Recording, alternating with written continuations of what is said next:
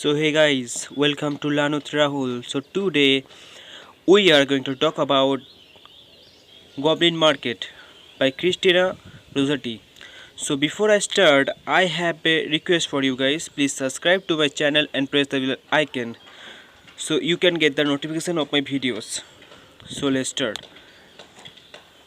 Goblin Market, composed in April 1859 and published in 1862, is a narrative poem by Christina Rossetti. The poem tells the story of Laura and Lizzie, who are tempted with fruit by goblin merchants. In a letter to her publisher, Rossetti claimed that the poem, which is interpreted frequently as having features of remarkably sexual imagery, was not meant for children. However, in public, Rossetti often stated that the poem was intended for children and went on to write many children's poems. When the poem appeared in her first volume of poetry, Goblin Market and Other Poems, it was illustrated by her brother, the pre-Raphaelite Brotherhood artist Dante Gabriel Rossetti. Now let's talk about Christina Rossetti. Christina Georgina Rossetti, 5 December 1830 to 29 December 1894, was an English poet who wrote a variety of romantic, devotional, and children's poems. She is famous for writing Goblin Market and Remember. She also wrote the words of Christmas carols well known in the British Isles. In the bleak midwinter, later set to music by Gustav Holst and by Harold Drake, and Love Came Down at Christmas, also said Harold Drake and other composers. Now let's talk about the summary of this poem. Every evening, when Sister Lizzie and Laura go fetch water from a nearby stream, they must listen to the tempting calls of goblin men selling delicious fruit. Lizzie fears the goblins and adonises her sister to do the same. When they catch sight of the goblins displaying their wares on goblin platters, Lizzie runs home, but Laura is entranced. Despite the goblin's demonic appearance, resembling cats, rats, snails, and covered in whiskers, Laura hears only the caw of doves. The goblins see her and repeat their cry. Although Laura has no money, the goblins accept a lock of her hair as payment for fruit. Laura drinks her fill of fruit juice and returns home, intoxicated by the sweet nectars. She brings one fruit stone pit home with her. Lizzie meets Laura at the gateway to their home and scolds her sister for returning late. She recounts the tale of her friend Ginny, who ate a piece of the goblin fruit and then pinned away to her death because she could not get any more. Laura asserts her sister that all is well and that she plans to buy enough fruit for both of them the next day.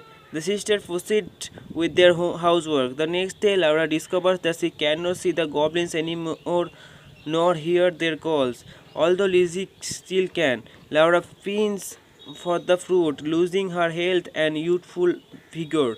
After some futile attempts to plant the fruit pit, Laura despairs.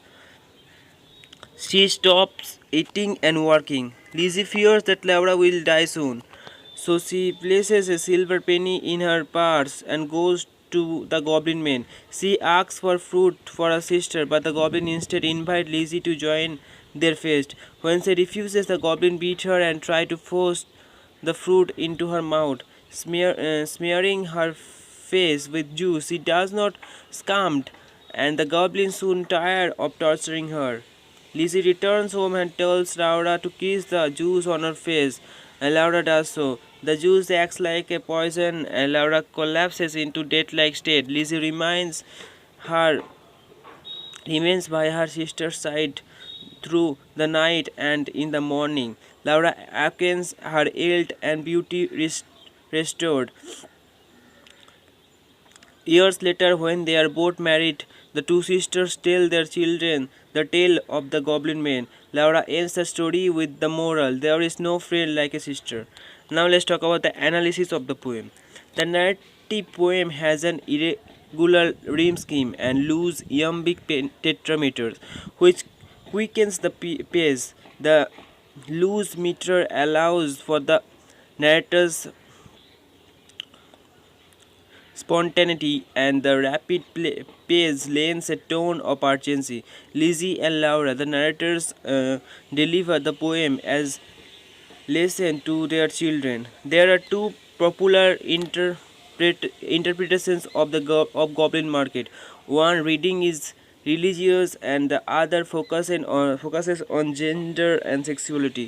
Because it is difficult to prove Rossetti's original intent, scholars have intended a useful dichotomy. If the reader is more familiar with the religion, the reader will see the Christian allegory. However, if the reader is well versed in the society of gender and sexuality, then the symbolism will more rapidly relate to the topic.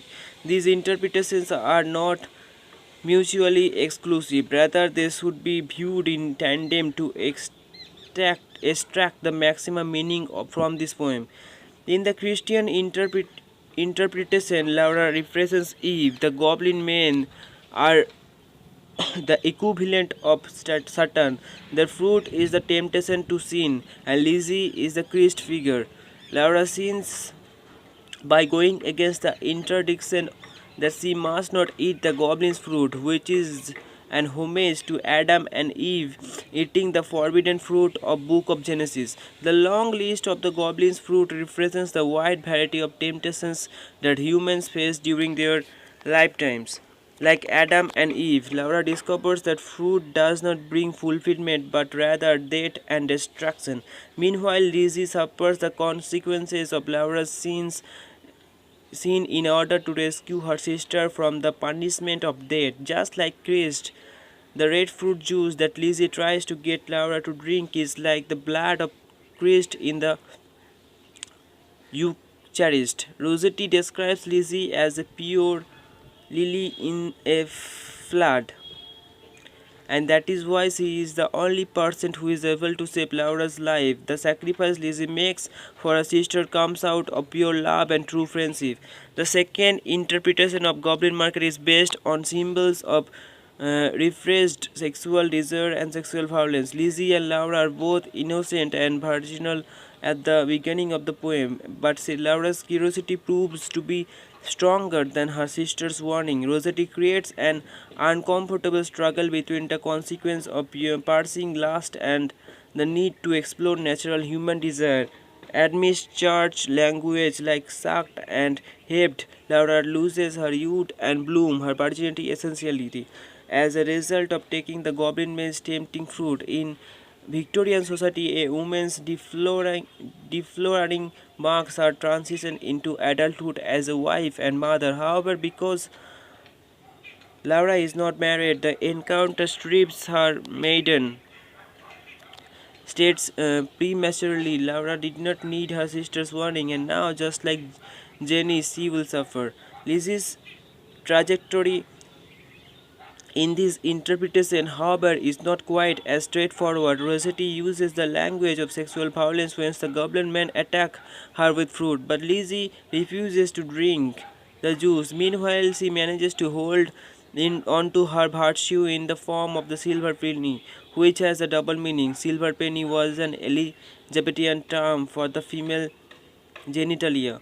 Lizzie makes a sacrifice so that Laura can heal and recover. However, the difficulty of this interpretation is that lost maidenhood cannot be recovered. Instead, Laura's redemption could be referred to her reintroduction into normal social relationships, because at the end of the poem she is married with children.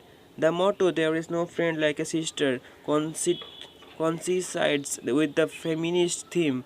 Sisterhood and female community were important to Rossetti, who worked with prostitutes in the Saint Mary Magdalene home for fallen women. Perhaps he hopes hoped that though his poem, even fallen women could seek a path to redemption, leaving their past indiscretions behind. However, there is a darker side to the feminist interpretation. Much of the language in Goblin Market refers to buying and selling. In Victorian England, women were expected to follow a certain standard of conduct. Failure to meet these standards led to the depreciation of a woman's oath when she came to the marriage market like Laura. Lizzie heeds the warning and safeguards her money in the pursuit, thereby protecting her maidenly virtue. So that's all for today, guys. I hope this video will be a big help for you. So don't forget to subscribe and press the bell icon. Your subscription will be a big motivation for me. Love you guys. Take care. Bye. Over and out.